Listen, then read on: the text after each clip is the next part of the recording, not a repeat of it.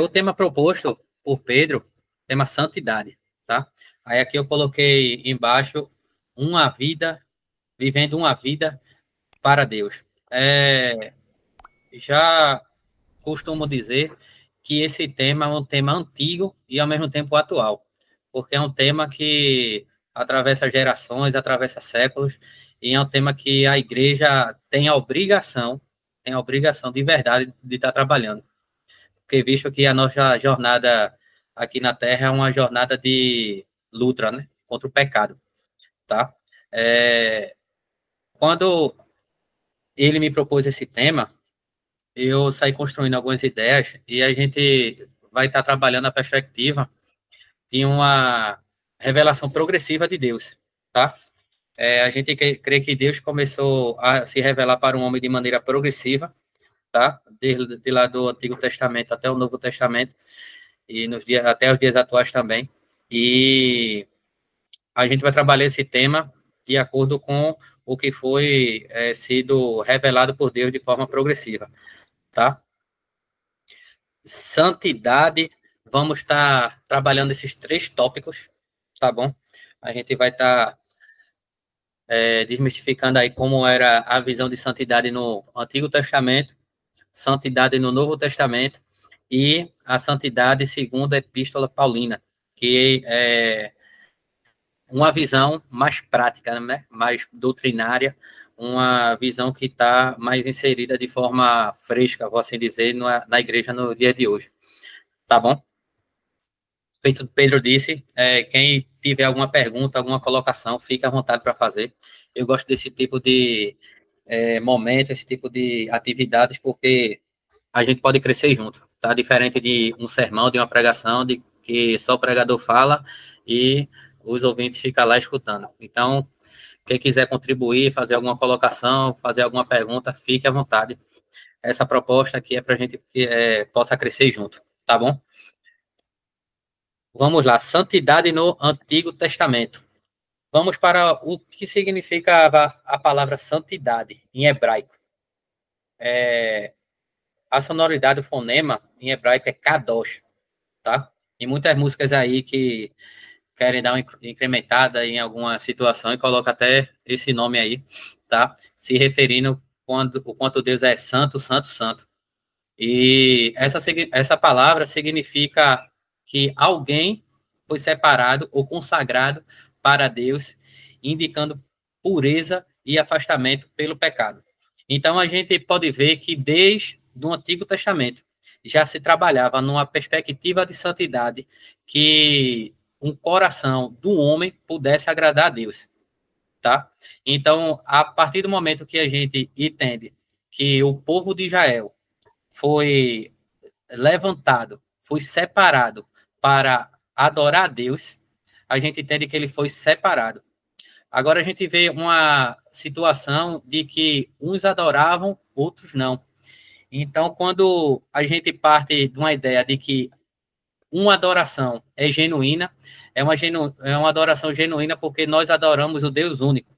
E no contexto do Antigo Testamento a gente vê vários deuses, por exemplo, Moloque, lá o bezerro de ouro, vários deuses criados por mãos humanas que para nós não vale de nada, tá? São deuses criados por cegos, tá? E o cego fica querendo tatear alguma coisa, querendo encontrar alguma coisa que chegue mais perto do que Deus é, mas nunca vai ser um Deus pela sua essência, porque se trata de um Deus morto. Então a gente vê justamente nesse momento Deus já se revelando para um homem e explicando para um homem como é que ele quer que um homem viva para ele. Então, um homem que tinha um coração consagrado para seu Deus, para Deus, indicando pureza e afastamento do pecado. Aí a gente vê de forma mais íntima, mais intrinsecamente, né, ligada ao culto. Quando a gente vai ver lá no Antigo Testamento, quando, por exemplo, Abraão levantava altares para Deus, significa que Abraão colocava algo à disposição de Deus que agradava o coração dele. Então, esse culto, esse modo de vida, essa perspectiva que a gente vê no Antigo Testamento, já é uma perspectiva muito próxima do que a gente está vivendo nos dias de hoje, tá? Abraão, a gente vê também que foi provado por Deus, lá quando foi levar o seu filho Isaac, tá? Naquela ideia lá do holocausto, do sacrifício, enfim, que Deus não permitiu. Mas a gente vê ali naquele capítulo de Gênesis que Deus diz para Abraão: Abraão, agora eu vejo que você me teme. Então, quando Deus mostra para Abraão o quanto Abraão temia a Deus, a gente vê que é isso que Deus quer da gente. Um temor absoluto, um temor que a gente olha para Deus e vê que sem Ele a gente não é nada. E olha que Abraão não pôde contemplar o Jesus Cristo histórico, né? O Jesus Cristo que saiu da eternidade, nasceu da Virgem Maria, encarnou e se fez carne. Ele não contemplou isso, mas ele estava guardando no seu coração a promessa que Deus tinha dado para ele. Então, a gente vê que essa ideia de santidade é uma ideia que foi ressignificada no Novo Testamento pela vinda de Cristo, porém o conceito continua o mesmo, tá? E aqui, de forma mais prática, a gente tem alguns exemplos de práticas de santidade. No contexto do Antigo Testamento, Deus tinha ordenado ao homem a questão de tabernáculo, ou seja, um lugar que Deus pudesse habitar. E lá no livro de Êxodo, por exemplo, Deus foi dizendo como é que queria esse templo, esse tabernáculo, e as pessoas que iriam fazer a celebração da remissão de pecado. Então, a gente tinha a figura ali do sacerdote. O sacerdote que tinha o papel central de oferecendo sacrifícios, mediando Deus e o homem. Ele pegava ali um animal, tá? Um animal que não era um animal qualquer, era um animal também que foi instruído por Deus, que fosse sacrificado, porque se fosse fora da normativa que ele tinha apresentado para o homem, ele não aceitava tal sacrifício. E a gente entende que, desde Adão, o pecado foi imputado no homem. Então, nessa ocasião, como o pecado tinha sido imputado a um homem estava debaixo de uma ira eterna. Então, o seu Deus não era o Deus Todo-Poderoso na sua plenitude, vou assim dizer. Ele era escravo do pecado, tá? Então, eles viviam nessa expectativa de que, através de um animal, tá? Ordenado por Deus, Deus iria perdoar o pecado dele, ou seja, iria ter uma remissão de pecado, iria ter uma remissão de dívida, tá? E aqui as leis e as regulamentações. A gente vê que Moisés, que escreveu o Pentateuco, ele trabalhou muito nessa ideia, nessa perspectiva, de mostrar a criação divina, mostrar ali os povos se multiplicando, e a gente vê todo o histórico ali de Abraão, Isaac e Jacó, e de Jacó sai as tribos ali, e depois vê a saga do Egito, que os hebreus estavam cativos, tá? E foi levantado um líder chamado Moisés, que Moisés foi instruído por Deus para libertar o povo, e ali a gente pode ver uma tipologia fiel do que Cristo faz nas nossas vidas, tá? A gente vê ali que Moisés é o libertador, ele tinha também o caráter profético ali, que recebia as ordens de Deus e passava para o povo. E Moisés foi responsável por regulamentar isso daí. Claro que Deus o inspirou, tá? Deus o ordenou, mas quem escreveu isso daí foi Moisés. E a gente vê, por exemplo, no Êxodo 20, os 10 mandamentos que nós conhecemos, né? Ou não. Ou não, que eu digo porque semestre passado estava pagando até uma cadeira de teologia do Antigo Testamento e o professor pegou até a gente de saia justa. Começou a perguntar, diga aí qual é o quinto mandamento, diga aí qual é o 10º mandamento, e pode ter certeza que 95% da sala gaguejou, viu? Então, veja que algo que a gente poderia dizer com tanta firmeza, com tanta clareza, até foge de do nosso vocabulário, porque a gente não fica tão preocupado mais nesses 10 mandamentos. Para isso, tá? Indica esse livro aqui. Os 10 mandamentos para o dia de hoje. a aula não é de 10 mandamentos, mas esse autor aqui, Philip Graham, ele trabalha muito bem essa perspectiva da lei e a lei segundo o evangelho, tá? Então, ele justamente faz isso daí. E hoje em dia, nós devemos entender que os 10 mandamentos são para hoje, sim, porque são lei de Deus, são normativa de Deus, do nosso Senhor Jesus Cristo. Aí vocês podem perguntar, e o sábado? E o sábado a gente pode separar uma aula justamente para o sábado, tá certo? Se Pedro aí permitir, enfim. Mas a gente vê que Moisés escreveu, tá? Para que o povo pudesse entender o que Deus queria. Então, a santidade que tinha presente naquele povo era obedecer o Deus Todo-Poderoso.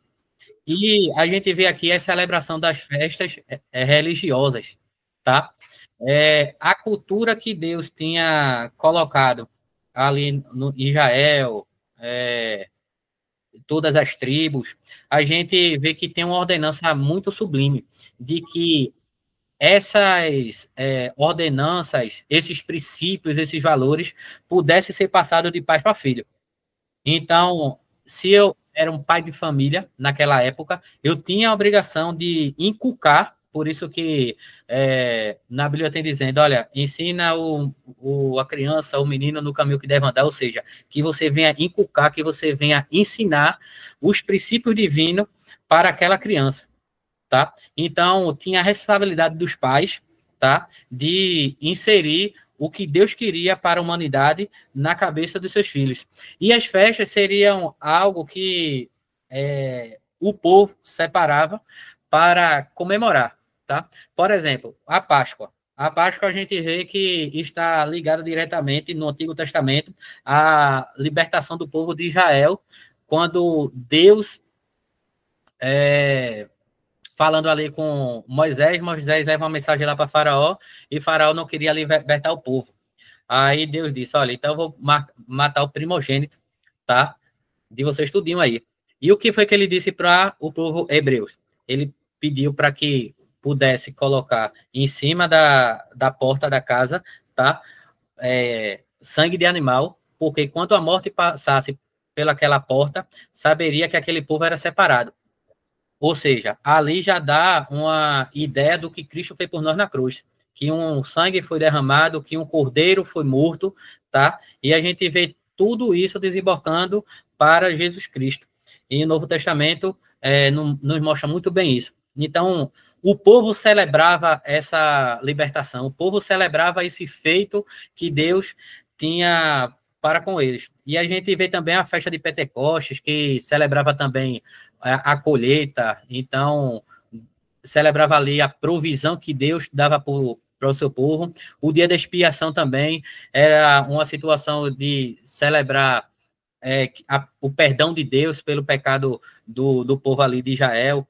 Então a gente vê que existe ainda uma perspectiva de uma santidade no futuro que pudesse ser cumprida na própria promessa de Deus, de que Deus iria mandar alguém, algum profeta, aquele que nasceria do ventre da mulher para morrer, já que isso daí foi profetizado já no nível de Gênesis e foi revelado por toda a história, tá? Aí a gente vê que Deus estava ensinando ao povo a amá-lo sobre todas as coisas. E a gente vê que a perspectiva de amar o próximo também é uma medida da gente amar a Deus. Então, os 10 mandamentos, a gente vê muito bem isso, e Jesus Cristo resume isso no Novo Testamento. Então, no Antigo Testamento, tinha justamente essa mentalidade. Uma mentalidade de erguer altares, de ter cultos, de ter uma vida prostrada para Deus. Tanto é que quando a gente observa no livro de Números, por exemplo, foi feito um censo, foi feita uma contagem ali do pessoal, e a gente vê que as tribos foram separadas de tal forma, organizadas de tal forma, que ali o tabernáculo ficou no centro de todas as tribos.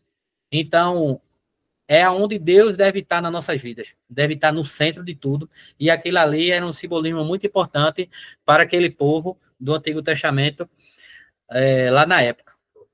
Alguém gostaria de fazer alguma pergunta, fazer alguma colocação ou podemos seguir em frente? Leidson levantou a mão. Pronto. Pode liberar o microfone, Leidson. Fica à vontade.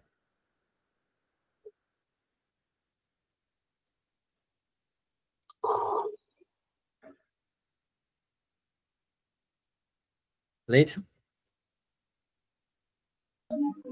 Desculpa. Pronto. Agora estamos te escutando. Pode falar. A questão do povo, da antiga aliança, do Antigo Testamento, santificação ou santidade, né? Tinha mais de uma forma de se fazer, né? Como o irmão mesmo falou, a outra forma justamente é ligada ao pé da letra. Em Josué 3:5, Josué fala para o povo: santificai-vos, porque amanhã o Senhor fará maravilhas no meio de vós. Então, a santidade no Antigo Testamento tinha duas conotações. Essa justamente de ter esse pensamento de guardar, de se purificar e tal, como também um ato engraçado que quando Josué falou isso, eles estavam realmente em guerra, literalmente em guerra. Então, se santificar no Antigo Testamento tem essa conotação também de estado em alerta de guerra, né? A gente vai ver também no Novo Testamento, mas é uma guerra diferente. No Antigo Testamento era uma guerra realmente pela terra de Canaã, pela conquista de Canaã, era uma guerra humana. E no Novo Testamento, a gente tem aí a santidade trazendo para uma guerra espiritual. Não sei se dá para entender. Sim, sim. Sim. E um texto base para a guerra espiritual é justamente quando fala lá em Efésios, da armadura do cristão, né? Justamente para esse tipo de guerra, esse tipo de colocação relacionado à santidade, à santificação, tanto no Antigo quanto no Novo Testamento. É isso mesmo, é isso mesmo. Mais alguém gostaria de contribuir? Alguma pergunta? Ou podemos seguir em frente? Dou-lhe uma, dou-lhe duas. Vai, segue. Vamos lá. As palavras de Leidson aí foram corretas, tá? A gente vê que justamente tem esse viés, né? De uma batalha ali que a gente vê que o povo tinha que estar em sentinela o tempo todo, tá? E esse é o nosso posicionamento nos dias atuais. Agora ele colocou muito bem, né? Espiritual, tá? A gente deve estar em sentinela e a gente vai ver agora qual era a visão, tá? Quando se tratava de santidade no Novo Testamento, tá? A gente vê que no decorrer de toda a história, Deus foi se revelando para um homem, aí a gente vê ali o caráter profético de Samuel, a gente vê ali Saul, o povo clamando ali, queremos o rei, aí teve Saul, teve Davi, depois teve o reino monarca, todo indo para o chão, o povo de Deus indo para o cativeiro, a gente vê os profetas ali exortando o povo, que o povo se voltasse para Deus, então o povo tinha abandonado Deus, e era uma coisa muito clara que tinha no Antigo Testamento, era que Deus partia de uma prerrogativa, de que se o povo deixasse de adorá-lo, seria penalizado, tá? Então, Deus justamente mostra que é um Deus amoroso e Deus de justiça. Por quê? Porque ele deixa o povo de Israel também, que foi separado ali duas tribos, né? O tribo foi conservado ali Benjamim e Judá, e o resto das 10 tribos ficou lá em Israel. E a gente vê que ficou ali, um caiu, depois o outro caiu também. Então, o Império Babilônico começou a dominar tudo ali. E a gente vê que foi por causa do pecado do povo. Mas a gente vê que tudo também é providência de Deus, porque Deus nos prova dia após dia de que sem Jesus Cristo em nossas vidas, nós não conseguimos vencer o pecado. Então, às vezes, a gente tenta vencer as coisas pela força do nosso braço e a gente vai estar enxugando gelo. Está enxugando gelo. E a gente vê no Antigo Testamento que traz essa lição para a gente. Aí, de acordo com a história, passou também um período interbíblico, tá? Que nós chamamos de 400 anos de silêncio. Tem um livro muito bom de... Deixa eu ver aqui. Aqui. Muito bom esse livro, tá? É esse mesmo que eu tenho aqui. Esse daqui, não é porque é um pastor batista, não, tá? Mas Enéas Tognini. É muito bom esse livro aqui, ele faz um apanhado muito bom do cenário que preparou para a vinda do Cristo, tá? É muito bom. Então, a gente vê ali que existe os 400 anos de silêncio até bradar aquela voz que clamava no deserto, que é João Batista. E João Batista anunciando ali o reino vindouro de Jesus Cristo, ele apontando para Jesus Cristo que ele era o cordeiro que tira o pecado do mundo. Aí a gente vê na perspectiva do ensino de Jesus Cristo sobre santidade, tá? Que ele trabalhava com parábolas e com ensino. E aqui eu coloquei a parábola de Jesus como a do bom samaritano, tá? E a gente vê que nessa parábola do bom samaritano, Jesus Cristo estava se dirigindo, tá?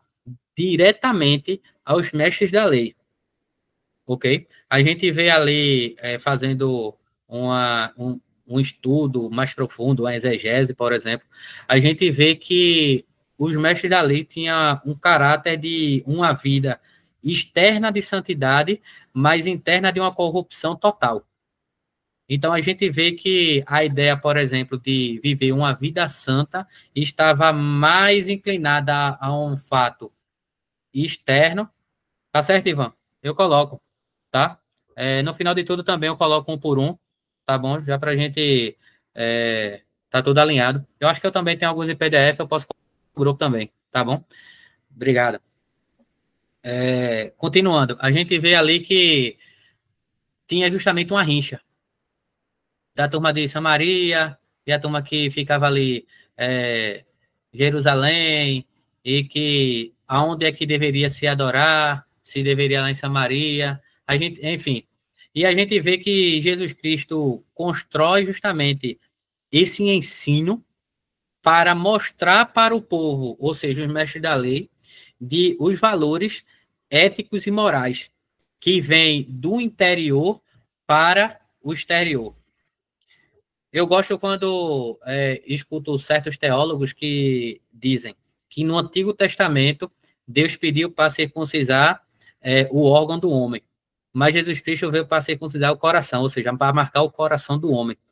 Então, ele veio justamente para aprofundar cada vez mais a transformação do homem. E ali na parábola a gente vê muito bem que passou o sacerdote, ninguém viu, passou outra tribo também, se não fala, os levitas, quem estiver por aí me corrija, também não deu socorro, mas o samaritano deu socorro para aquela pessoa que estava precisando ali de ajuda. E ali ele confronta diretamente os valores que tinham sido implantados naquela época, tá? E aqui ele reforça a importância da santidade na vida cotidiana, ou seja, no dia a dia. A gente vê outro exemplo também, belíssimo, tá? Do Sermão da Montanha. Eu tenho outro livro também, mas esse daqui, quem conhece sabe, dispensa comentários. É um livro muito bom, tá? De Charles Spurgeon. Ele faz ali o comentário bíblico só do Sermão do Monte, e a gente vê que naqueles capítulos ali do livro de Mateus, Jesus Cristo realmente ele pega pesado. A gente tem uma falsa ideia de que no Antigo Testamento tinha uma figura de um Deus cheio de ira. Isso, muito bem. É muito bom esse comentário também.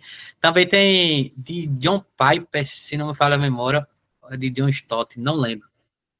Peraí, Daniel. Não me coloquem se ajusta, não. Enfim, aí a gente vê que se construiu uma ideia de que Deus do Antigo Testamento era um Deus mau, severo. Eita. Tem que desapegar. Tá me pegando pela palavra, tá vendo? Aí a gente vê que tem aquela ideia do Antigo Testamento do Deus mau, mas se a gente for ver justamente nesse Sermão do Monte, Sermão da Montanha, Jesus Cristo pegou bem mais pesado, viu? Quando a gente vai ver, por exemplo, a questão do adultério ali, ele coloca num nível tão profundo de que se a gente pensar em adultério, a gente vai estar pecando. Aí a gente já parte de uma perspectiva de quê? De que um pecado que é combatido não é numa esfera externa, é numa esfera interna. Por isso que a gente vê que, por exemplo, a nova aliança é mais intensa, realmente.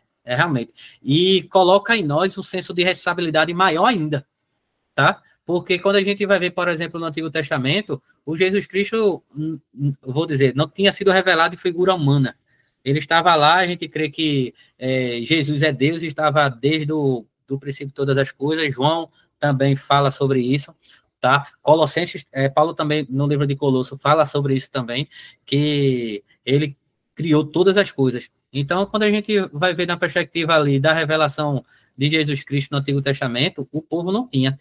E nos mundos de responsabilidade, a gente tem que ter uma responsabilidade, porque a gente já vê um Cristo histórico se revelando para um homem e que o profeta que Deus prometeu para aquele povo do Antigo Testamento foi consumado nessa perspectiva do Novo Testamento e teve essa nova aliança não pelo fato do homem merecer, mas pelo fato de Deus tomar como providência um Salvador para nos livrar de uma carga de um pecado eterno. Então a gente compreende que a obra de Cristo deve ser uma obra que nós devemos olhar assim para ela e entender que nos traz uma responsabilidade maior, tá? E a gente vê que, eu vou te passar a palavra rapidinho, só para concluir o raciocínio, que o Sermão do Monte tem muito disso, tá? Aí rebate sobre riquezas, sobre outras ocasiões que Jesus Cristo colocou realmente o dedo na ferida mesmo e combateu ali, e foi um dos grandes ensinamentos que Jesus Cristo falou aqui na Terra, né? Robson, por favor. Também dá para a gente observar a questão do ato redentivo do Antigo Testamento, onde um homem comum, entre aspas, né, espargia sangue de um animal sobre o povo. Na nova aliança foi Deus que espargiu o sangue do seu filho sobre um povo. Então, um nível de cobrança, um nível de seriedade, um nível de cuidado que devemos ter e de provar aquilo que a gente crê é bem superior e maior. Então, disso, a gente tira a responsabilidade que precisamos ter em buscar essa santidade junto a Deus. Porque o que o homem fez antes, na nova aliança, é tão mais intensa que foi o próprio Deus que moeu o seu próprio filho, ou a ele mesmo, olhando de uma maneira bem filosófica, que Deus é Jesus, ele se moeu, ele pode falar assim, para nos salvar. Então, ai de nós, como diz lá em Jeremias, né? Acho que é Jeremias, ai daquele que faz a obra do Senhor de maneira relaxada, é considerado um maldito. Então, existe uma responsabilidade ínfima na nossa vida, e que parece que, por ser de graça, a gente age de maneira mais, né, relaxadinha, né? É só Deus, a gente deixa meio de mão. Talvez, se fosse na antiga aliança, a gente levasse mais a sério, porque na antiga aliança o juízo era na hora, né? O juízo era na hora. Hoje não, hoje parece que a gente acha que porque não cai um raio na cabeça da gente, então tá tudo bem, eu vou continuar aqui, não cai nada, entendeu? Então é isso, né? Vamos levar mais a sério essa questão, né? Exatamente. A gente vê ali que Deus, ele foi o provedor da nossa salvação e foi o próprio sacrifício. A gente vê que se não fosse por ele realmente, a vida eterna não seria possível. Vamos avançar, tá? Vamos ver agora a perspectiva lá do Atos dos Apóstolos também. Ali a gente vê toda a formação da igreja, tá? Jesus Cristo concluiu a sua obra aqui nesse mundo, tá? Obedecendo toda a lei, andando em santidade, é o exemplo supremo de santidade. Então, quando a gente vai ver qual é o exemplo supremo de santidade, Jesus Cristo. E pode ver que ele colocou a régua lá em cima. Ele colocou a régua lá em cima e podemos dizer com toda certeza que nós não somos capazes de chegar nesse nível, tá? Porque Deus tem um caráter humano Jesus tem um caráter humano e divino. E a gente vê que quando vemos o caráter divino, é um caráter que tem a ausência do pecado, ou seja, é um caráter santo. Tá? E a gente vê ali a carta apostólica também sendo formada e Pedro falando sobre esse assunto também, santidade, Paulo também falando sobre esse assunto. Então a gente vê que na visão do Novo Testamento já é uma perspectiva de que um Messias, ou seja, o ungido, o separado de Deus, que foi Jesus Cristo, já tinha consumado o seu papel do primeiro advento, tá? Porque temos o primeiro advento e temos também o segundo advento que estão esperando até hoje Jesus Cristo, e com fé em Deus ele vai chegar. Quem perder essa fé está em pecado. Enfim, então nós estamos esperando o segundo advento, mas no primeiro advento a obra de Cristo foi completa, tá? Tem até algumas religiões aí que dizem que a obra de Cristo ainda não foi completa, tá? E depois de alguns anos que foi completa, ou vai ser completa ainda, enfim. Mas nós que seguimos um cristianismo ortodoxo, tá? Nós cremos que o primeiro advento, Jesus Cristo, cumpriu tudo que foi predestinado para que ele fizesse aqui na Terra, tá? E aqui a gente vê também que a prática da santidade era uma prática que tinha um estímulo, tá? Na vida em comum das pessoas, ou seja, na própria igreja. Tá? A gente vê lá nos apóstolos, por exemplo, que tinha toda a preocupação ali daquele povo que tinha sido levantado para proclamar as boas novas da salvação, a viver uma vida santa, uma vida que compartilhasse do pão, uma vida que tinha uma profunda devoção para com Deus, uma vida de oração, uma vida que estava pautada na doutrina dos apóstolos e dos profetas. Então, a gente vê uma igreja que estava sendo construída ali naquele primeiro século, que foi alicerçada realmente pela obra de Cristo, que foi a consumação do que aconteceu lá no Antigo Testamento, que desemboca em Cristo. Agora vamos para a santidade nas epístolas paulinas, tá? Alguém gostaria de fazer alguma colocação? Ou podemos seguir? Conta aí, Pedro. Dou-lhe uma. Dou-lhe duas. Vai. Pronto. Aqui é onde o irmão parece com Iago Martins. Dois de teologia, né? Iago é uma benção. Agora, a teologia, tá, de Paulo sobre a santidade. O que é que Paulo pensava sobre santidade? E quando a gente chega nesse tópico, tá, a gente começa a pensar em uma perspectiva de uma santidade mais no nosso cotidiano, nossa prática, tá? E para isso, eu fiz questão de colocar aqui como se fosse algo que fosse gradativo, tá? Quando Paulo ali fala sobre o plano redentivo, ele começa a falar da obra de Cristo nas nossas vidas, tá? E a gente crê que Cristo morreu lá na cruz pelos nossos pecados, isso aí é prego batido, ponta virada. A gente crê que Deus nos chama e nós respondemos, tá? E aqui eu não estou falando de calvinista, nem de arminiano, nem de molenista, nem nada. É de fato que nós respondemos ao chamado de Deus. Aí o que os calvinistas dizem, que essa resposta é feita de uma forma irresistível. Deus nos chama e nós respondemos de forma irresistível, porque uma vez que a gente reconhece a glória de Deus, não tem nada mais nesse mundo que vou dizer entre aspas, nos interesses, tá? É algo que a gente, nós éramos cegos e a partir da revelação do próprio Deus, nós passamos a ver o que é a verdade.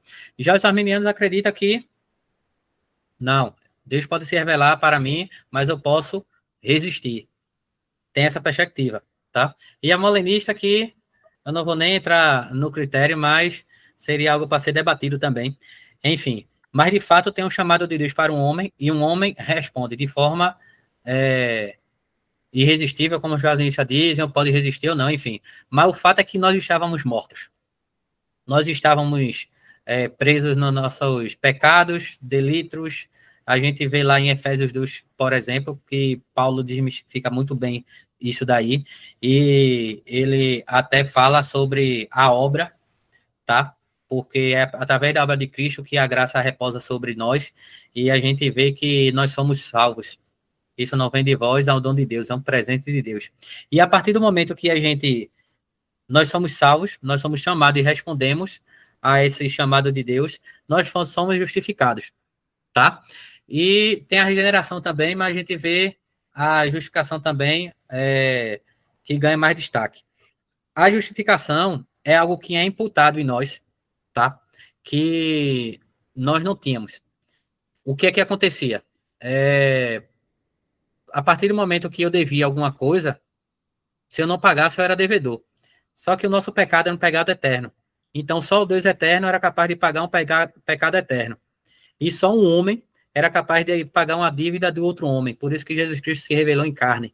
Agora a gente vê que Jesus Cristo consumou toda a sua obra lá na cruz e o Tetelestai foi bradado por Cristo. Por quê? Porque o Tetelestai tinha 3 situações de que o dever de Jesus Cristo foi cumprido pelo Pai, de que ele tinha comprado um povo para ele, tá? E tinha a perspectiva também de que uma dívida foi paga. E essa dívida foi paga por Jesus Cristo, lá na cruz, e através dessa sua obra, nós somos justificados hoje. Então, nós somos frutos da justiça de Deus pela fé. Por isso que tinha tanta dúvida nessa questão da justificação pela fé, principalmente ali quando a gente vê o contexto ali de Lutero, que Lutero até se batia, se martirizava, porque ele tinha justamente essa ideia de bater no corpo para o corpo sofrer a dor e estar cada vez menos inclinado para o pecado. Mas quando ele entendeu que a justificação foi pela fé, a dívida foi paga. Então, isso é um ato, tá? Isso é um ato que já foi declarado para os santos de Deus. Amém? Amém. Agora, a santificação é algo que está presente para que nós possamos cooperar para com Deus. A gente vê que Deus atua de uma maneira ativa no ser humano e nós, que somos resultado dessa justiça, nós recebemos, tá? E a gente vê que a santificação, segundo Paulo, é um processo contínuo em que o crente vive de acordo com o Espírito Santo. A gente crê que o Espírito Santo está operando entre nós, na igreja de hoje. E essa superintendência, esse caráter do Espírito Santo, que até tem uma doutrina do Espírito Santo, que é a pneumatologia, tá? Que estuda o caráter do Espírito Santo, ele está atuante no seu povo, na sua igreja. E a gente vê que o Espírito Santo está na sua igreja, porém, às vezes a gente esquece dessa terceira pessoa tão importante. A gente não se fala tanto pelo Espírito Santo porque tem uma linha cristã que utiliza da doutrina do Espírito Santo de uma forma muito irresponsável, muito exacerbada. A gente vai ver que existem muitas coisas acontecendo por aí que querem colocar na conta do Espírito Santo, mas o Espírito Santo nem lá está. Então, a gente tem que entender realmente o que o Espírito Santo faz, quem ele é, qual a sua obra, tá? E uma das obras do Espírito Santo é atuar em nós, tá? Que ele é o próprio Deus, para que venhamos viver de uma vida santa. E uma pergunta que eu faço é, será que a gente está dando ouvido para o Espírito Santo?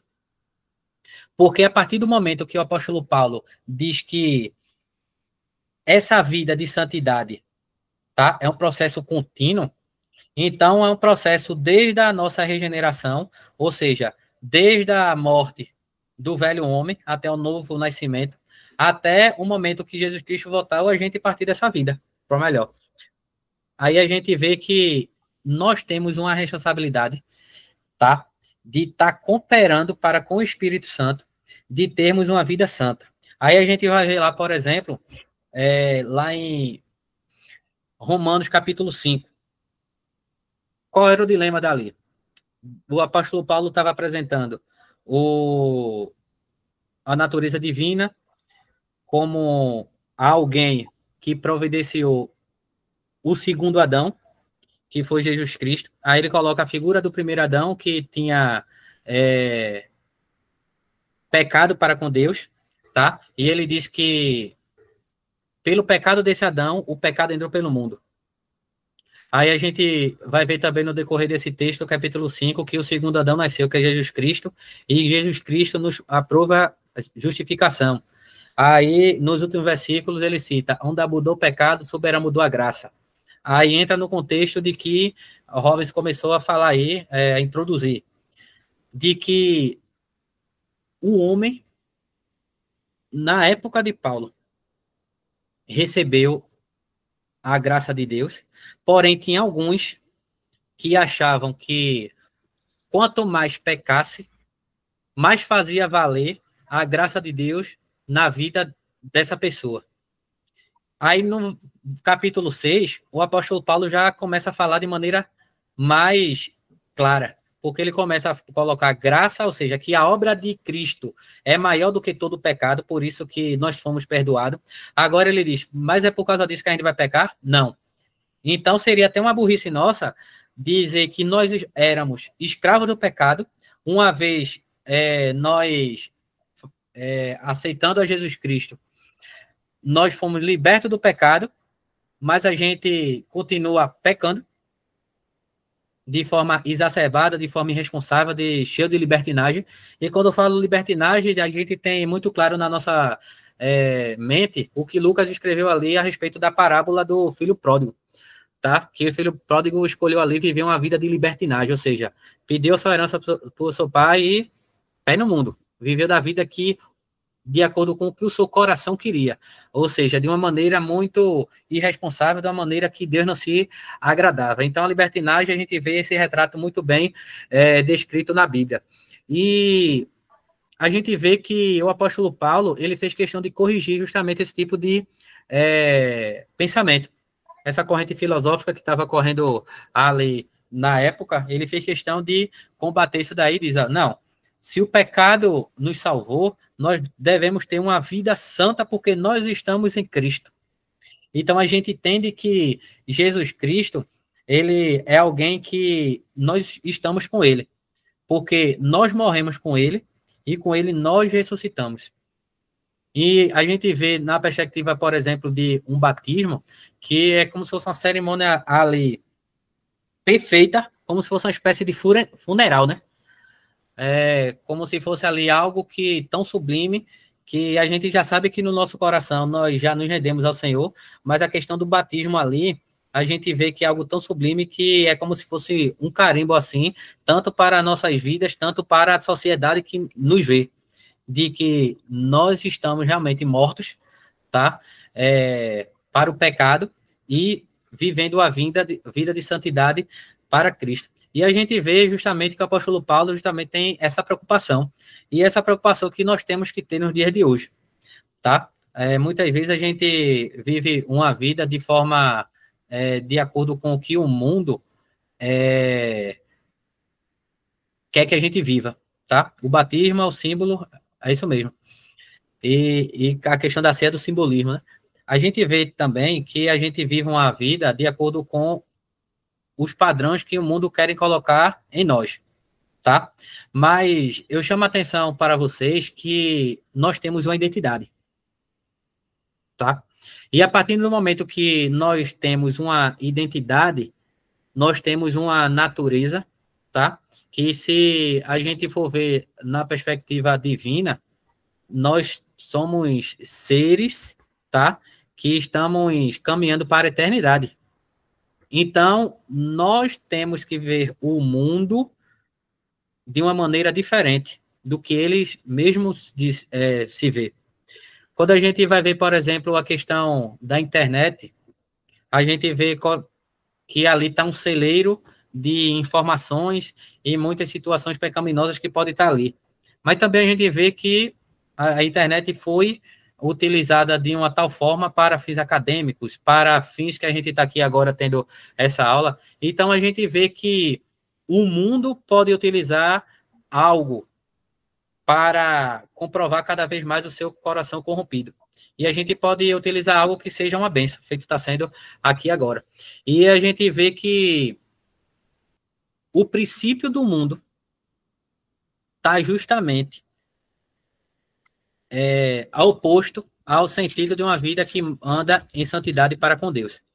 Tá? Quando a gente vai ver, por exemplo, o apóstolo Paulo falando ali em Romanos capítulo 12, para que a gente venha sofrer uma metanoia, uma renovação de mente, o apóstolo Paulo está querendo chamar a nossa atenção que a nossa mente não está alinhada mais com os padrões do mundo. Tá? E a gente fica com dificuldade, certas vezes, de mexer em algumas áreas de nossas vidas que a gente evita. Tá? Tem até esse livro aqui, não sei se alguém já ouviu falar, Kryptonita. É de John Bevere. Muito bom esse livro, e o tema é muito sugestivo, porque a gente conhece a Kryptonita lá, que entra no filme ali Superman, que deixa ele desprovido de poderes, né? E qual é a nossa fraqueza? O que tem sido nossa fraqueza? O que é que a gente olha para as nossas vidas e tem deixado longe de Deus? Vamos ler lá em Filipenses capítulo 2. Filipenses capítulo 2, Paulo fala algo muito importante para a igreja de Filipe. E no capítulo 1, aí a gente vai perceber que Paulo escreveu essa carta, aí ele inicia essa carta falando da alegria que ele tem no coração por terem os irmãos da igreja de Filipe, tá? Que é uma igreja que era muito atuante, era uma igreja chave do ministério missionário de Paulo, estava situado numa rota, num circuito muito importante ali comercial. Aí a gente vê que a carta da alegria é uma das cartas de prisão também do apóstolo Paulo, enfim. E Paulo escreve justamente essa carta, tá? Para agradecer, mostrar aos irmãos a sua gratidão e também para exortar os irmãos, tá? E aqui no versículo 9, ele começa a fazer uma oração. Aí ele diz: e também faço esta oração, que o amor de vocês aumente mais e mais em conhecimento e toda percepção. Versículo 10, para que vocês provem as coisas excelentes e sejam sinceros e inculpáveis para o dia de Cristo. Aí quando a gente vai ver na perspectiva paulina aqui, esse versículo 10, a gente vê essa palavra aqui, sinceros, que aqui na NAA tem essa palavra sinceros, mas na NVI ela tem a palavra pura, tá? E irrepreensível, inculpado, enfim. E o apóstolo Paulo, ele tinha em mente aqui uma seguinte situação. No mundo antigo, tinha as pessoas que trabalhavam como oleiros, tá? Que até hoje tem, quando a gente vai ver alguns interiores aqui de Pernambuco, por exemplo, tem gente que trabalha ainda, que isso aí é sua área de sustento, tá? E aquelas pessoas do mundo antigo que faziam seus jarros, suas peças, às vezes umas peças saíam com baixa qualidade ou não, e as peças que saíam com baixa qualidade, ela tinha um rachão, tá? E o que é que esses vendedores, enfim, fazia de forma desonesta? Em vez de descartar, colocava uma cera. Colocava uma cera para tampar esse buraco, e só existia uma possibilidade de ver, é quando chegasse lá um cliente e ele fornecesse esse jarro que foi remendado, e se o cliente não soubesse como testar, levaria. Mas se ele pegasse esse jarro e colocasse virado para o sol iria revelar se ele era um jarro de qualidade ou não. Aí eu chamo a atenção dos irmãos. E o sol da justiça, que é o nosso Jesus Cristo, nosso Deus, quando olha para nós, o que é que ele nos vê? O que é que ele vê? E eu chamo a atenção porque a gente crê piamente que Deus é um Deus onisciente, onipresente, está em todo canto. Salmo 139, a gente vê muito bem essa colocação aí do salmista dizendo, olha, sonda-me, Senhor, o Senhor me conhece, o Senhor conhece tudo que eu venho a falar, se eu estiver no mais alto, outra montanha, tu lá estás, se eu estiver no mais profundo abismo, tu... não é possível escapar do teu espírito. E é algo que a gente deve estar refletindo nas nossas vidas, porque nós temos que ser sinceros com nós mesmos. Por mais que eu esteja casado em 5 anos, Pedro também tem sua jornada aí de casamento mais antiga do que a minha. Tiago também, Mateus também, o pastor Ivan também. Pode até ser alguém que não seja casado, mas possa ter pessoas aqui também para complementar essa lista que eu falei que seja casada. Que a gente vê que o casamento tem justamente essa intimidade do esposo com a esposa e, enfim, vice-versa. Mas a minha esposa não me conhece de acordo o quanto Deus não me conhece. A gente vê que, por mais que amigos, melhores amigos, esposas, irmãos, enfim, possa dizer que você está certo em alguma coisa, mas se Deus disser que não está certo, velho. Se Deus disser que é um caminho errado, é o caminho errado e acabou-se. Por isso que a gente deve ter muito cuidado, porque, por exemplo, a gente pega um versículo lá em Romanos, por exemplo, que todas as coisas cooperam para o bem daqueles que amam a Deus. Mas espera aí, qual o nosso conceito de bem? Será que o nosso conceito de bem é o mesmo conceito de bem de Deus? Ou não? Então é isso que a gente deve entender e olhar para as Sagradas Escrituras com essa perspectiva, de que o olho das Sagradas Escrituras nos lê de uma forma que ninguém na face da terra vai nos ler.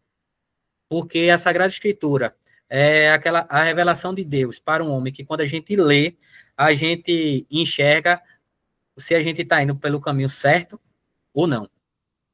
Então, que a gente venha estar sensível e que a gente venha encarar realmente esse compromisso de estar examinando a nós mesmos, tá?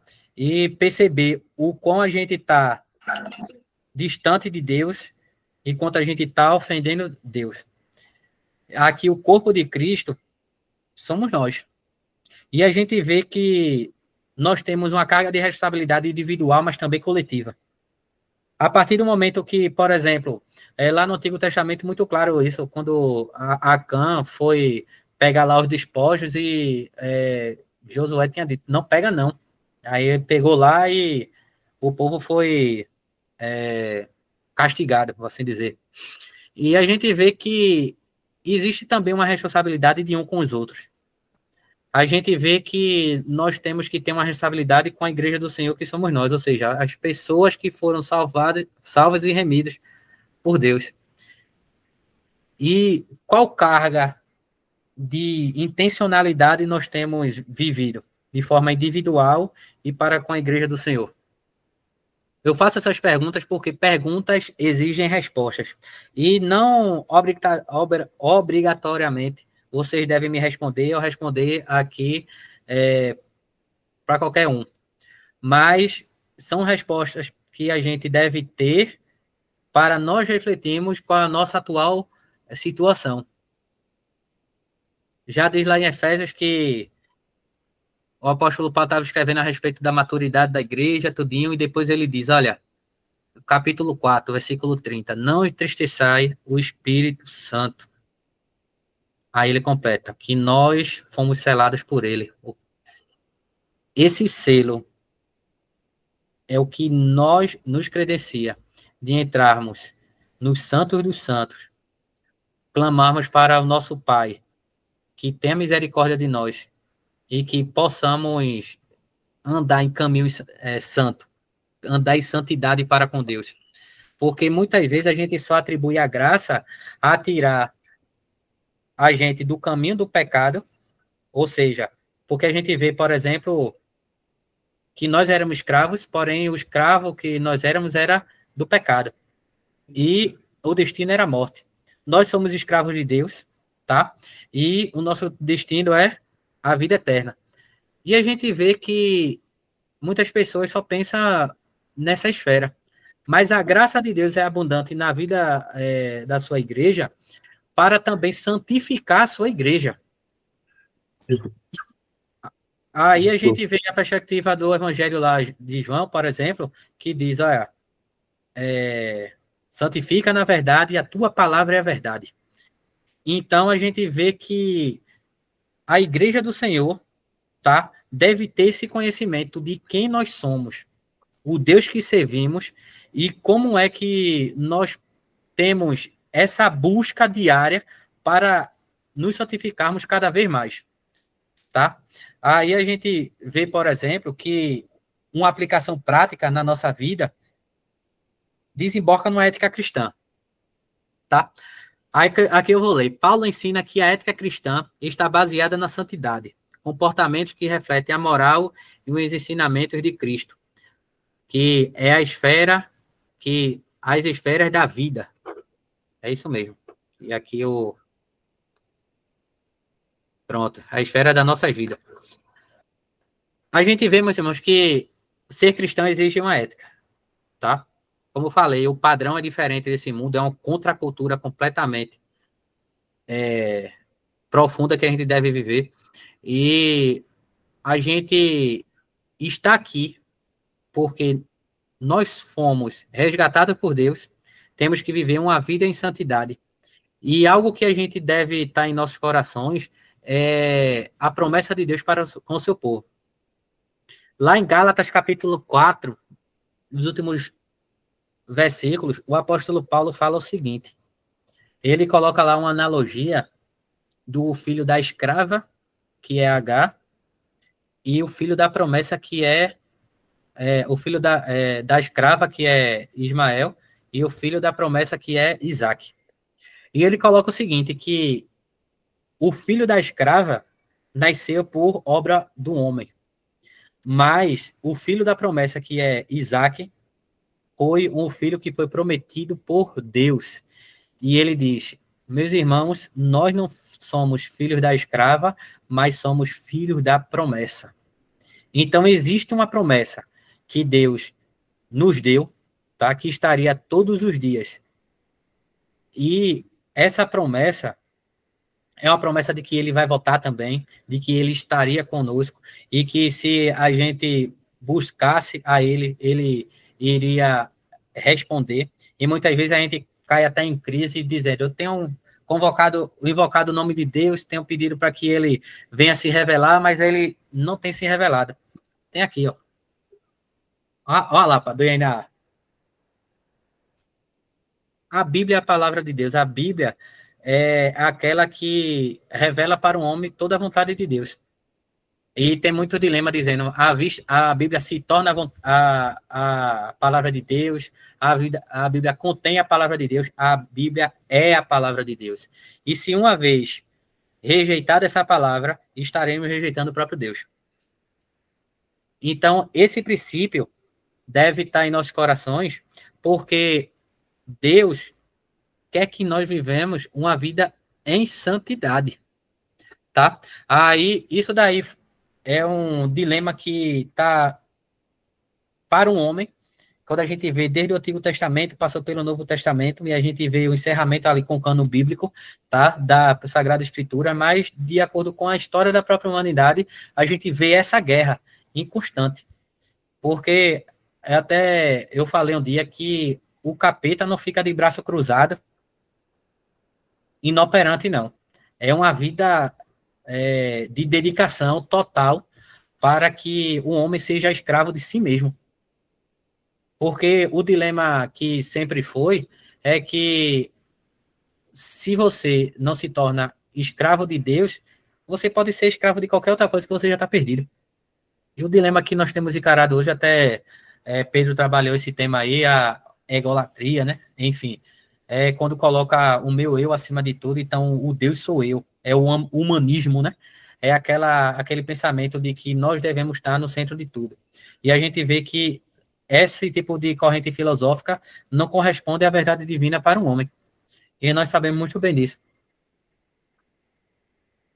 O fruto do Espírito. Ele coloca como exemplo aqui, Gálatas capítulo 5, porque é algo que está mais na nossa mente. Que quando ele fala o fruto do Espírito, ele coloca o amor, a alegria, a paz. Então, para que o mundo veja o quanto nós somos santos, nós devemos andar com segundo essas características. Então, um servo de Deus, um separado de Deus, aquele que tem uma preocupação de viver uma vida pura, exige que viva transparecendo essas características do amor, da alegria, da paz. E a gente vê que, por exemplo, não é o que os monges fazem, de pegar essas características, se isolar e viver lá no seu mundinho isolado. Não. Deus quer que nós sejamos atuantes na sociedade que estamos inseridos. Seja ela no trabalho, seja ela no campo acadêmico, faculdade, escola, na rua, na igreja. Porque quando nós vemos a questão de altar, é que a partir do momento que nós falamos, agimos, seja para a glória de Deus.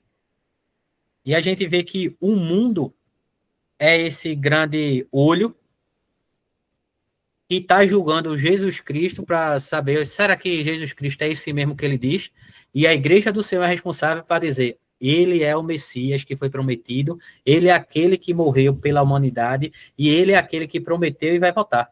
E nós somos testemunhas, por isso que nós carregamos essa mensagem, até como caráter apologético mesmo, de defesa da fé, de defesa do cristianismo, de defesa daquilo que nós acreditamos. Pode falar, Alex. Leandro. O Leandro? Consegue me ouvir direitinho? Que aqui só começou com LE. Sim, sim. A mão dele deve estar doendo já. Estava falando aí a questão de santidade e eu me lembrei do tempo de escola em que tinha um professor de português que ele era muito temido porque ele tinha a fama de chato e tal. E aí, quando eu fui ter aula com esse professor, ele tinha uma didática interessante em que ele demonstrava que ele não era chato, ele era bom, porque todos os alunos que estivessem na classe já começavam com uma nota 10. Mas que, a partir do dia a dia, esses alunos poderiam ou manter essa nota ou perder. Como é que eles perderiam? Chegando atrasado, faltando. Então, assim, todo mundo praticamente já começava a unidade já com 10, só eram 2 notas, então vamos supor, se a pessoa tirasse um 2 na prova, ia juntar com o 10 que ela já tinha, ela tiraria um 6. E qual é a analogia que eu estou fazendo disso? A gente precisa, e a santidade é o que eu entendo como se fosse esse 10, que a gente tem que manter. Porque de nada adianta a gente começar um novo caminho, começar a falar, olha, eu virei crente, eu me converti, se a gente não tiver as ações para manter aquilo que nos motivou a, sei lá, aceitar um apelo, né, a dizer que aceitou Jesus, porque a santidade é o que vai fazer a gente se manter nas vontades de Cristo. Então, quando a gente estava falando, eu lembrei disso, que era uma didática interessante que ele tinha, de que todo mundo já começava com esse 10, e o desafio, a partir dali, era manter, que acho que esse é o desafio que todos nós temos em todas as nossas áreas, né? Às vezes a gente começa a fazer algumas coisas nas nossas vidas que a gente começa tão empolgado, mas aí passa um tempo, a gente já desanima, a gente já não faz mais da mesma forma. Então, eu acho que esse é o principal problema que a gente tem em muitas áreas. E na área cristã é uma coisa que acontece também, a dificuldade que nós temos de manter, né? E para que a gente se mantenha nas vontades de Cristo, todo aquilo que Cristo tem para a gente, é preciso que a gente se santifique todos os dias. É isso mesmo. A palavra permanecer, né? Quando Jesus Cristo coloca ali a sua videira e nós somos os ramos, ele coloca um bocado de vezes ali a palavra permanecer, né? Muito pertinente a palavra, Matheus. Robson, por favor. Esse conceito que o irmão levantou aí da sala de aula, começa com 10 e vai diminuindo e tal. Eu concordo e vejo inversamente na nossa vida, né? Nascemos de novo como bebês e vamos sendo acrescentados de glória em glória, de fé em fé, até chegarmos à semelhança perfeita de Jesus Cristo, que vai ser lá na glória, né? Quando formos Isso. ressuscitados. E a grande problemática da santidade, na minha percepção hoje, é a questão do protagonismo que o ser humano tem necessidade de ter perante tudo que a gente aprende e tudo que a gente experimenta dentro da nossa comunidade, dentro da nossa sociedade, principalmente a sociedade cristã, onde existem várias denominações, várias culturas evangélicas, o evangelicalismo, onde existe uma meritocracia e uma catapulta que quer te levantar, te deixar lá em cima. E aquele versículo de ele cresça e eu diminua acaba ficando um pouco esquecido, né? Certa vez, em uma igreja que eu fazia parte, o pastor, ele excluiu essa música de Regis Danese, que ele cresça e eu diminua, da pauta do louvor, por ele entender que Deus quer que a gente apareça. Então, existe essa ilusão, esse pseudo protagonismo que o homem tem necessidade de ter.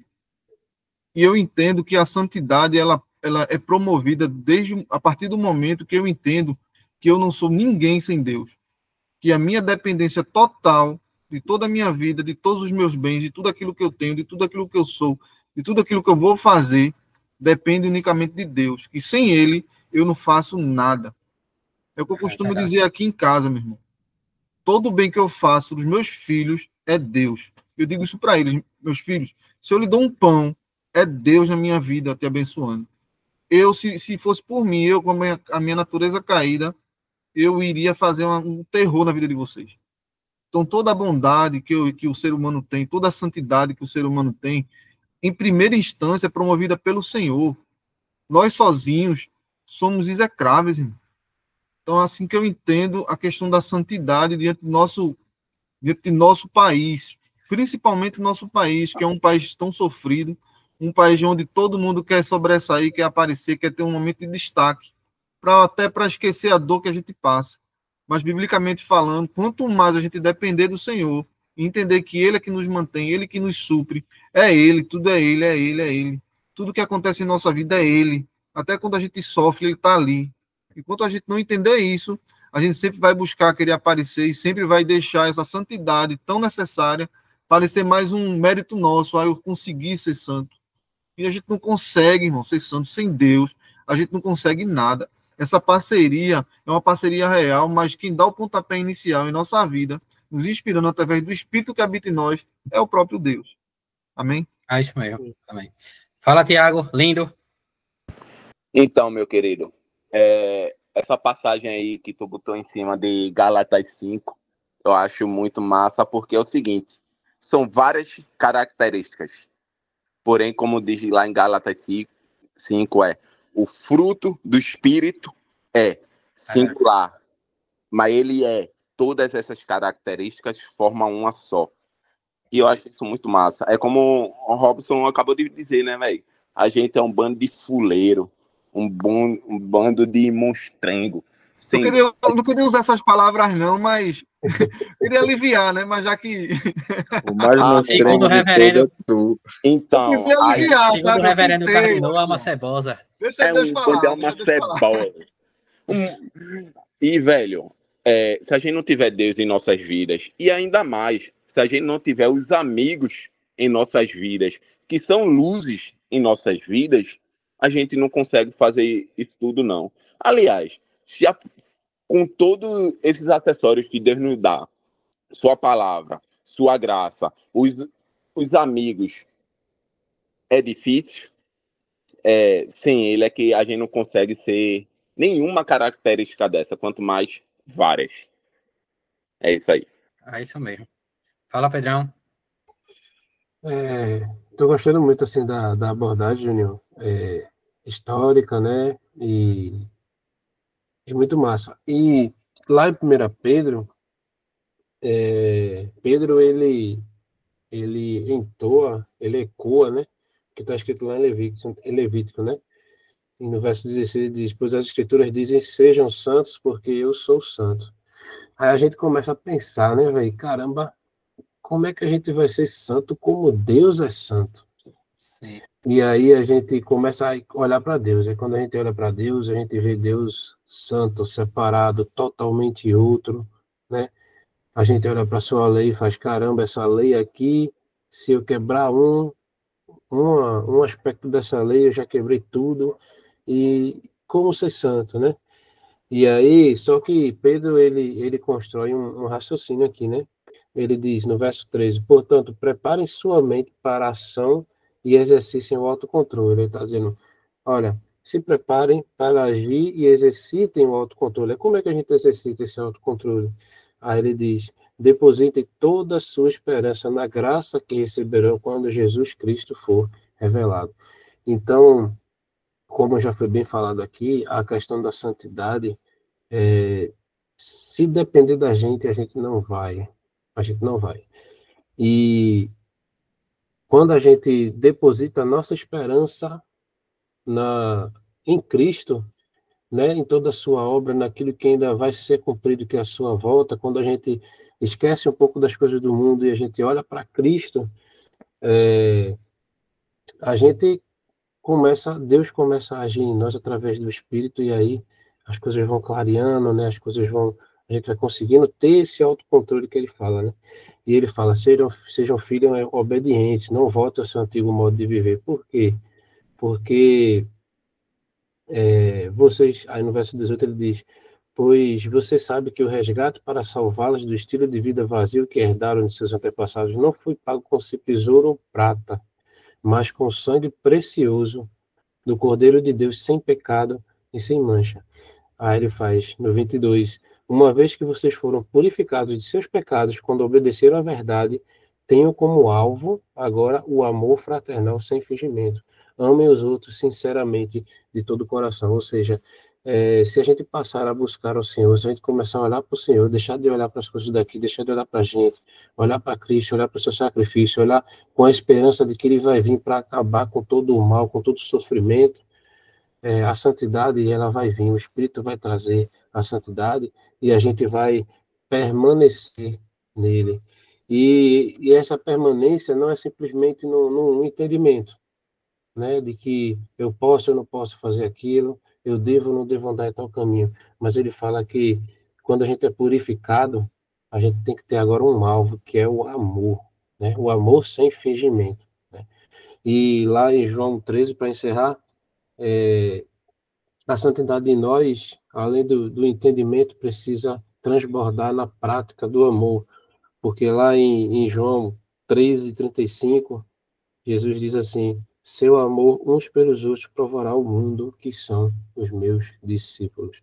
Então, a santidade em nós tem que ecoar na nossa prática de amar uns aos outros, e a santidade não é simplesmente algo que eu devo buscar, mas ela tem que ser uma identidade intrínseca naquele que diz que segue a Jesus, né? Se você diz que segue a Jesus e é discípulo dele, você precisa ser santo, precisa ser separado, as suas práticas têm que ser diferentes, né?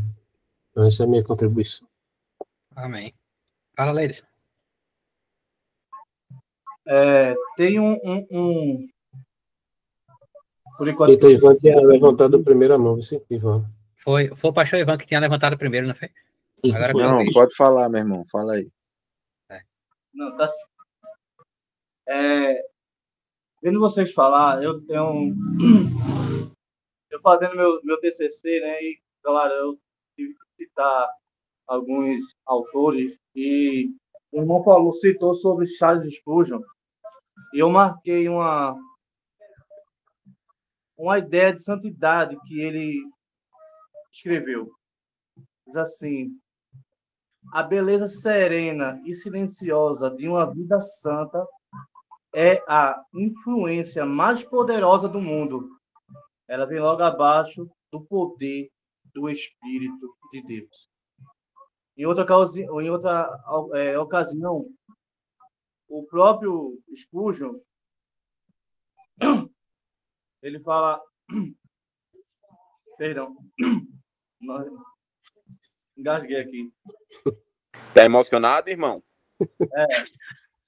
Quer dizer, Spurgeon não, o J.C. Ryle, ele fala o seguinte: precisamos ter como objetivo um cristianismo que, a semelhança da semente de uma árvore, percorra todos os ramos e folhas do nosso caráter, a tudo santificando.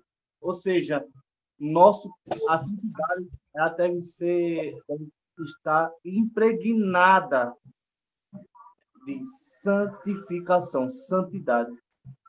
Então, o nosso caráter, como o Pedro falou, né? Ter o caráter de Cristo, né?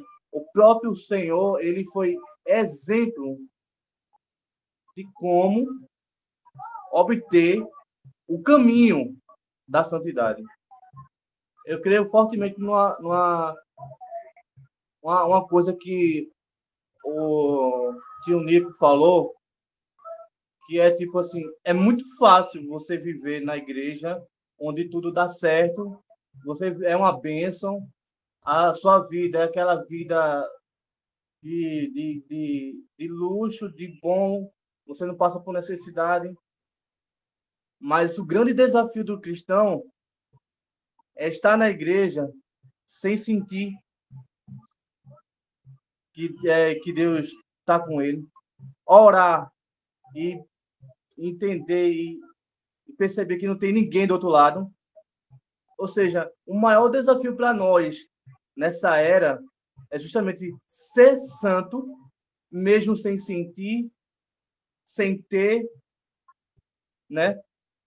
Então, é um desafio. Acho que o tema ele evolui para justamente isso. É o desafio de um cristão é justamente isso. É crer que Deus está conosco, mesmo sem sentir, sem tocar, sem chorar, né? Outra coisa que eu quero falar sobre justamente o que os irmãos estavam falando na parte de Gálatas é que realmente o apóstolo Paulo ele fala da seguinte forma: a questão da santificação e dos frutos do Espírito. Por que o apóstolo Paulo enfatizou logo nos primeiros versículos do capítulo 5, né, a questão da carne? E depois, lá no 22, é que ele vem falar sobre os frutos do Espírito. Porque justamente isso, querido. Ele mostrou para os Gálatas, para o povo da galáxia, que o que a gente está mais propenso a fazer. Aí vem todo o pecado da carne, tudo que é da carne. E ele fala depois, justamente, do Espírito. Então, ele primeiro adverte os irmãos no que é relacionado à carne e já vem bombardeando com o Espírito, com os frutos do Espírito. Tem muita gente, tem muitos bereanos, né? Não sei se tem algum na sala hoje, no estudo hoje, que só querem falar. Ah, eu quero falar, eu recebi, fui batizado com o Espírito, vou falar em línguas estranhas. Mas fazer, colocar em prática o fruto do Espírito, eles não querem. Mas quer falar em línguas estranhas. mas o fruto está muito longe.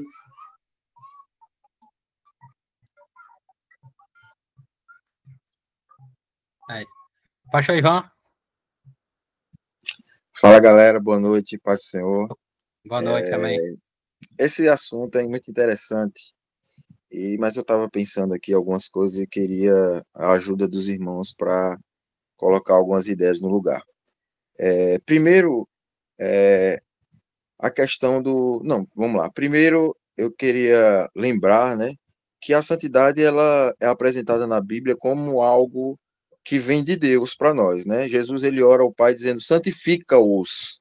É um trabalho de Deus, não nosso, né? Em várias passagens, Paulo também vai dizer que nós fomos justificados e santificados em Cristo. Então mostra aí a parte que é totalmente de Cristo, responsabilidade de Cristo na cruz para nos santificar. No entanto, existem outras passagens em que vai ser uma ordem do Pai para nós. Ele diz: santificai-vos. É como se nós tivéssemos que nos santificar, é uma parte nossa. Então a gente vê aí a santificação como um trabalho de Deus Pai, um trabalho de Deus Filho, né? Como você falou também, um trabalho do Espírito Santo, mas existe algo aí que é parte nossa, é responsabilidade nossa, né? Diz lá o texto: seguir a paz com todo e a santificação, sem a qual ninguém verá a Deus. Aí mostra esse seguir a santificação como uma responsabilidade nossa. E aí até abre aí uma questão que pode ser discutida, né? Porque ele diz que essa parte nossa de buscar a santificação interfere também na nossa salvação, o que para os calvinistas é algo absurdo, né? Mas enfim, Perde a não vamos entrar aí nesse ponto agora. Mas assim, onde eu estou querendo chegar é que de fato existe algo que é responsabilidade nossa. Eu creio que Deus, em sua soberania perfeita, ele decidiu, ele escolheu, né, dar aos homens o privilégio e a honra, né, e também a missão e a responsabilidade de cooperar com ele na construção da história da salvação, né? Nós todos somos cooperadores de Deus, né? Desde os evangelistas, os profetas, os missionários, os pastores, os tradutores, todos esses são trabalhadores chamados para a grande seara, como diz o texto, né? E Jesus até nos incita a orar para que o Senhor mande mais, porque, segundo ele, são poucos. Mas, enfim, a gente vê que a história da salvação, que a santidade, a santificação é um processo que já foi cumprido em Cristo, quando ele disse está consumado, creio eu que ele já fez a parte dele, e que agora tem algo que é de nossa responsabilidade. A minha questão com relação a isso, eu fiz esse arrodeio todinho para chegar aqui, é que você começou a sua explanação falando da lei, né? E parece que a santificação tem algo relacionado com essa questão de lei e de obrigação no sentido, como você mostrou na toda a evolução da lei. Aí a minha pergunta é a seguinte, eu queria que os irmãos me ajudassem. Essa santificação, ela muitas vezes se aproxima muito do moralismo, né? Não, porque a gente tem que viver, a gente tem que fazer, a gente tem que alguma coisa, e isso é uma película muito fina que divide uma coisa da outra, sabe? Eu fico com a impressão que essa busca por santificação vai desbancar num moralismo, num legalismo, numa coisa que não tem nada a ver com graça, entende? Então é nisso que eu acho que eu queria que a gente discutisse um pouco. E uma coisa que foi, só para concluir meu pensamento aqui, a minha fala, foi quando Pedrão, ele disse assim, caramba, Deus diz assim, sejam santos como eu sou santo. E eu realmente, muito tempo, eu matutei com esse texto, cara. Mas aí eu fui pesquisar um pouco sobre santidade, santificação, tudo isso, e eu sei que lá no hebraico, né, a palavra santo, ele tem a ver com essa questão de separado, né, essa é aquela ideia. Mas Jesus, ele faz um paralelo, cara, interessante, que o texto diz assim, sejam santos como eu sou santo, isso está lá no Velho Testamento. Jesus traz para o Novo Testamento a seguinte expressão, um paralelo com esse texto, sejam perfeitos como perfeito é o vosso Pai, né? E esse lance de perfeição, o próprio Jesus também diz algo assim, ó, assim como eu me santifico, para que eles também se santifiquem. Poxa, se Jesus já é perfeito, como é que ele se santifica, né? E aí eu passei a entender o seguinte, que santificação, nesse sentido, é a perfeição. E quando ele diz, sejam perfeitos como eu sou perfeito, Deus, ele já é tudo que Deus pode ser. E eu estou no processo de me tornar tudo que eu posso ser. O Ivan potencial que foi projetado por Deus ainda não é o Ivan de hoje. É o Ivan que só vai ser Ivan quando chegar no céu.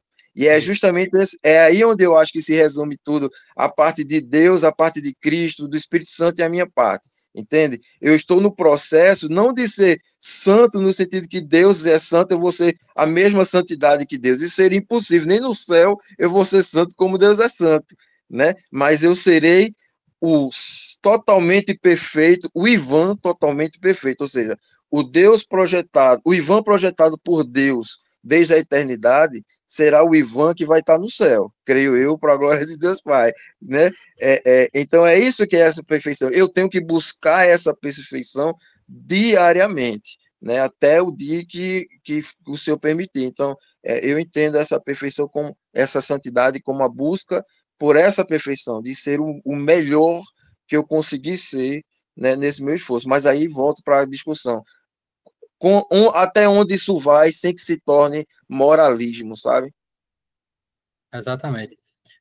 Seguinte, pastor Ivan, muito pertinente a fala do senhor, tá?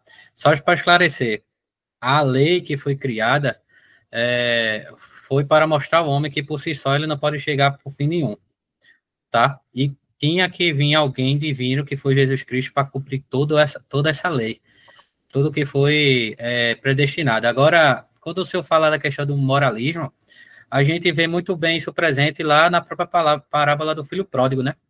Porque muitas vezes a gente dá muita ênfase para o primeiro filho. E o segundo filho, que ficou na casa do pai? Aí ele começou a cobrar, olha, você nunca fez uma festa para mim, você nunca fez isso, nunca fez aquilo. E quando o filho voltou, ele fez uma festa, botou um anel no seu dedo, honrando, colocou roupas novas. Então, a gente pode ver que o filho mais velho era aquele filho que estava ali só numa intenção de levar vantagem, porque não tinha amor nenhum para com seu pai. Então, a gente vê muitas vezes que cristãos estão dentro da igreja justamente exercendo essa moralidade que é piamente condenada por Deus.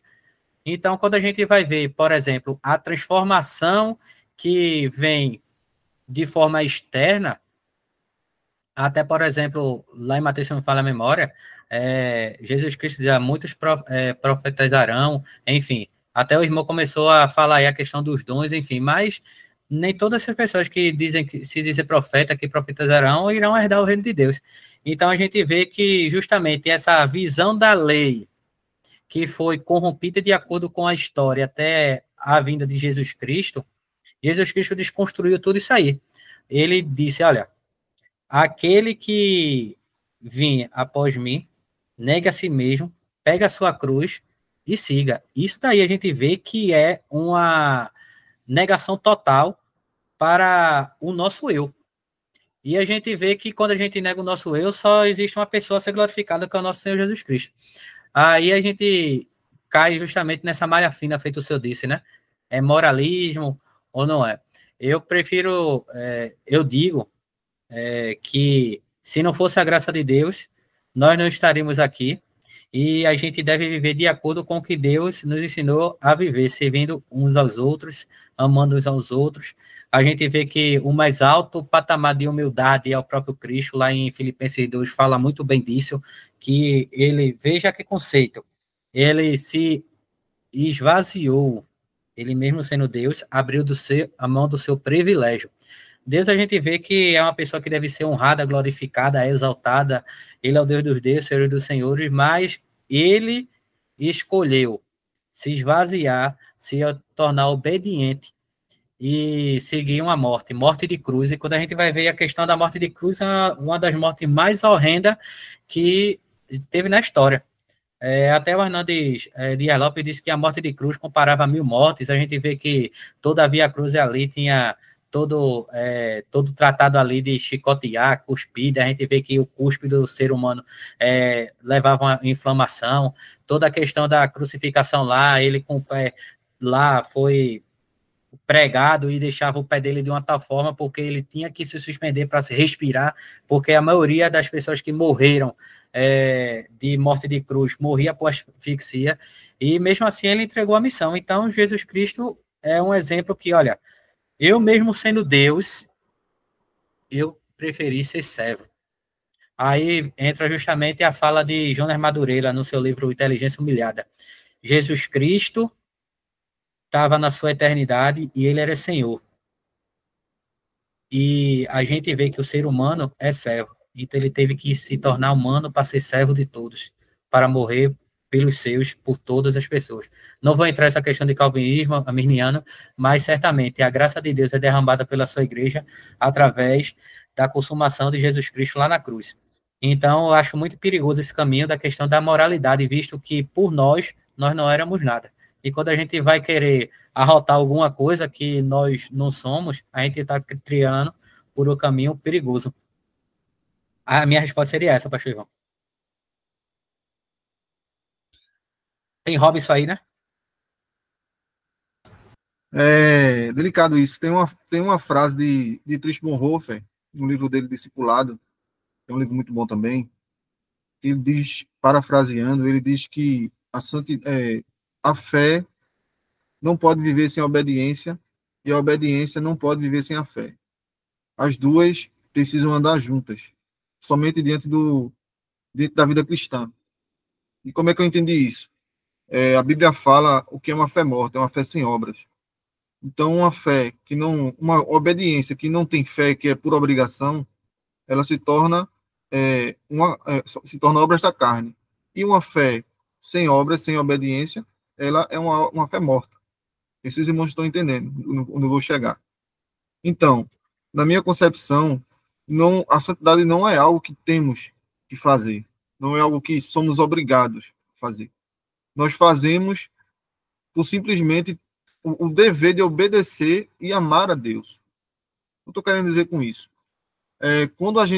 Quando se coloca algo para nós termos que fazer, eu entendo como algo que como se fosse uma barganha por merecimento. Como se eu vou fazer, eu tenho que fazer. Eu não entendo como ter que fazer. Eu entendo que santidade é o sentido de um coração contrito. Como a própria parábola do filho pródigo. O filho que o pai recebeu com festa, foi aquele que reconheceu, aquele que, por mais que errou, por mais que nossa condição, a gente é miserável, irmão. A gente é trapo de imundície. Então, a gente reconhecer isso, quem somos e o quanto precisamos de Deus, isso para mim é santidade, irmão. O ato de a gente entender que Deus é Deus e nós somos miseráveis, dependentes dele, como aquele filho pródigo foi, e o outro que estava lá o tempo todo, achando que porque ele fez isso e aquilo, merecia isso e aquilo, entendeu? Então existe toda essa comparatividade. Eu entendo assim, o cara que tem aquela história que Jesus conta do cara que foi, o publicano que foi orar e o fariseu que foi orar. Tem aquela coisa que o fariseu lá tá, Senhor, obrigado porque eu não sou igual a estes, porque eu faço isso, porque eu respeito a lei, porque... E o publicano foi lá, Senhor, eu não conseguia nem olhar para o céu. Entendeu? Então, ele foi justificado para casa. O que se humilhou, o que entendeu que Deus é Deus e ele é um miserável. Ele não tem condições de chegar perto do Senhor sem se humilhar, sem se prostrar, sem se quebrantar, sem reconhecer aquele que ele é. Então, eu entendo a santidade assim.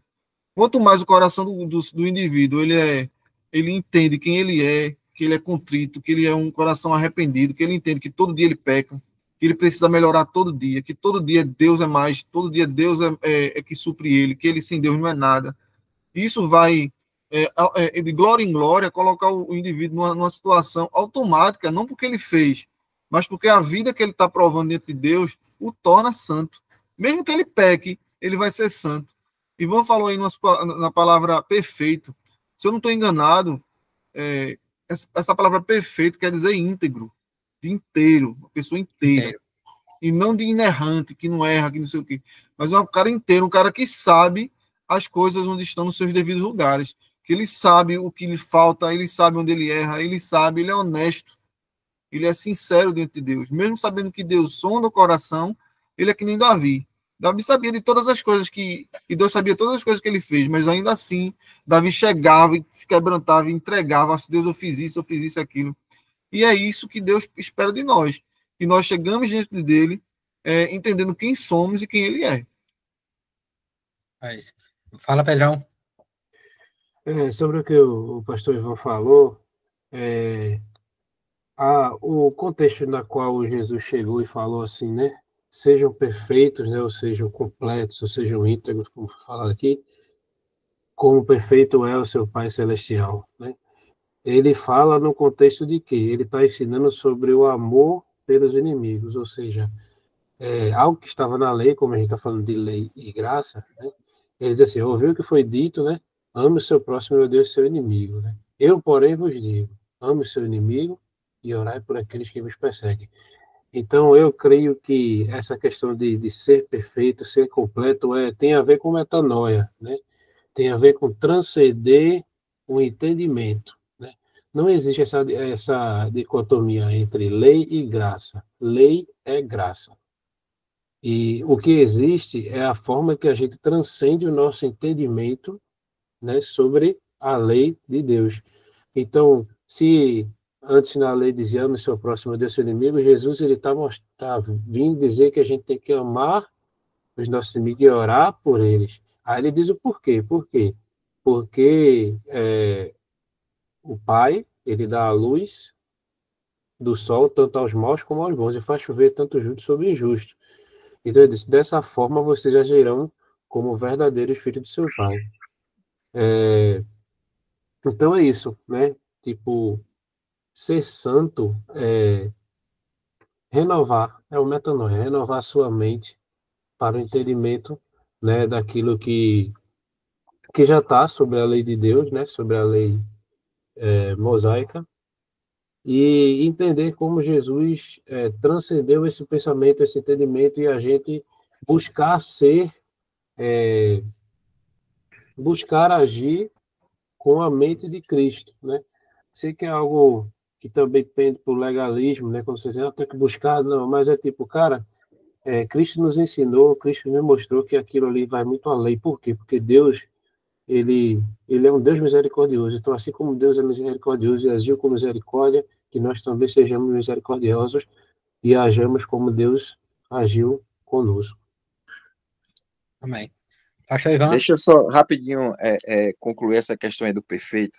Realmente, perfeito é ser íntegro, é ser completo, mas as palavras de Jesus elas foram muito mais profundas ali. O termo grego que Jesus usa ali para sejam perfeitos, tem íntima ligação com o grito está consumado que ele deu no Calvário. Se vocês forem pesquisar, a raiz de ambas as palavras, elas estão relacionadas. Então, ser perfeito nesse sentido, ele tem essa coisa de ser o teu todo, entendeu? Não é que eu não vou falhar, claro que eu vou falhar, mas é de alcançar o meu máximo naquilo que Deus fez, ou seja, é eu ser aquilo que Deus me fez para ser de fato. É eu poder, ao final da minha vida, poder gritar como Cristo gritou, está consumado a minha parte, entendeu? Cristo pôde gritar no final lá da vida dele, está consumado porque ele fez tudo o que ele deveria ter feito. E aí a nossa busca é essa também. Será que ao fim da minha vida eu terei a moral de gritar está consumado como Cristo teve? Ou pelo menos como Paulo, né? Lutei o bom combate, guardei a fé, né? Enfim, é nesse sentido que eu penso. É isso. E até o apóstolo Paulo tinha essa postura, né, de que não tinha alcançado o prêmio ainda, que essa jornada, em Filipenses ele até falou sobre isso e só acabou firmando aí, citando uma das passagens mais sublimes, né, 2 Timóteo capítulo 4, que ele começa a falar ali do evangelho, que Timóteo deve pregar tempo fora de tempo, e depois começa ali a se despedir, diz, combati o bom combate, e ele guardou o que era mais precioso, que era a fé dele. a gente vê que o apóstolo Paulo era alguém que tinha um conhecimento muito elevado, diferenciado dos outros apóstolos, mas que ele colocou todo esse conhecimento, depositou toda a sua vida para o ministério de Deus. Então, a gente vê que Paulo tinha tudo ali para viver uma vida de soberba, uma vida ali de moralidade, uma vida de que eu consigo e que vocês não conseguem, mas ele preferiu também ser servo. Ele teve justamente o metanoia na sua mente, e a gente sabe que ele concluiu a sua carreira não de uma forma tão gloriosa na visão mundana, mas ele viu que a sua morte ali, ele estava indo para o melhor lugar, que era para o braço do Pai. Então, a gente vê o apóstolo Paulo também como um exemplo ali de fidelidade para com o Senhor, e que eu desejo para vocês que possamos concluir a nossa carreira de forma fiel, de uma forma que Deus possa se agradar verdadeiramente, e naquele grande dia, ele dizer, vem bendito do meu Pai, e a gente entender que a gente viveu uma vida de que a gente, por mais que fosse uma luta contra o pecado, mas nós somos vencedores porque Cristo cumpriu a sua obra em nós. É isso. Também. Obrigado. Foi um prazer imenso estar aqui servindo aos irmãos, tá? Obrigado pelas contribuições, pastor Ivan, Robson, Matheus, Pedro, Leidson, as pessoas também que ficaram aí, Tiago, o mais lindo de todos, as pessoas também que ficaram caladas aí, que só escutaram. Obrigado pela presença aí de vocês, por ter emprestado seus ouvidos para aprendermos junto, né? Desse tema tão importante que é santidade. Beleza? Passar a palavra para Pedro, para estar finalizando aí. Valeu.